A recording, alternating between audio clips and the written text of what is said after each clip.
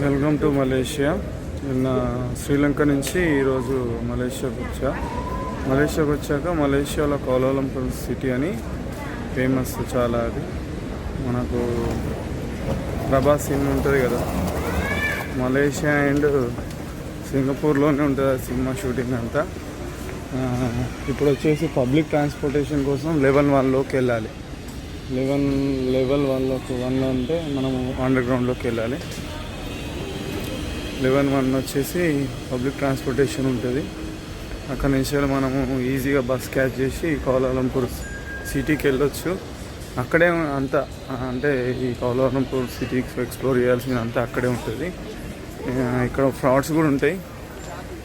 Frauds ఏంటంటే currency exchange అని ఒకటి ఉంటుంది కదా, కరెన్సీ ఎక్స్చేంజ్ దగ్గరికి పోతే మనకు ఒకవేళ ఉదాహరణ 5,000 రూపాయలు ఇండియన్ కరెన్సీ ఇచ్చామనుకో, 5,000 ఇస్తే వాళ్ళు మన ఇండియన్ కరెన్సీని ఏం చేస్తారంటే వాళ్ళ మలేషియన్ రింగేట్స్కి కన్వర్షన్ చేసుకున్నప్పుడు దాన్ని 4.8 రింగేట్స్ ఇవ్వాల్సింది 3.7 అంటే ఒక్క రింగేట్ పైన 1 సెంట్ ఏమో లాభం కమిషన్ కొడతారు అన్నమాట. అంటే దాదాపుగా 25 రూపాయలు ప్రతి 100 రూపాయలకు 25 రూపాయలు కమిషన్. అంటే 1/4% వాళ్ళు మన దగ్గర కమిషన్ తీసుకుంటున్నారు.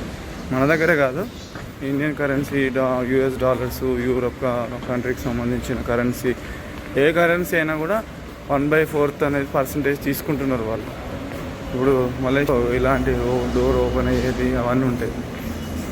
ఇలా క్లోజింగ్ ఓపెన్ మన దగ్గర షాపింగ్ మాల్స్ పెద్ద వాటి దగ్గర, ఎయిర్పోర్ట్లో కూడా ఉంటాయి. లెవెల్ 1 వచ్చేసి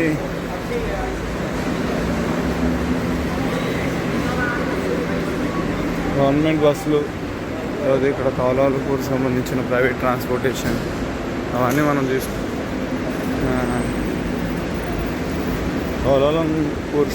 కౌలాలంపూర్ అనేది ఒక మలేషియాకు క్యాపిటల్ కాబట్టి అక్కడ చాలామంది అంటే ఉద్యోగాలు చేస్తూ,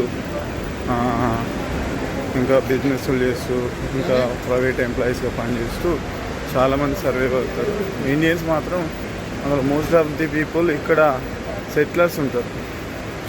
ఎందుకంటే ఎప్పుడో 20-30 సంవత్సరాల నుంచెల్లే ఇక్కడికి మైగ్రేట్ అయిన వాళ్ళు ఉంటారు. నాకు తెలిసి నేను 2015లోనే చూసిన, 2015లోనే తమిళియన్స్ ఇక్కడ సెటిల్ అయిన వాళ్ళు ఉన్నారు. కౌలాలంపూర్ అనేది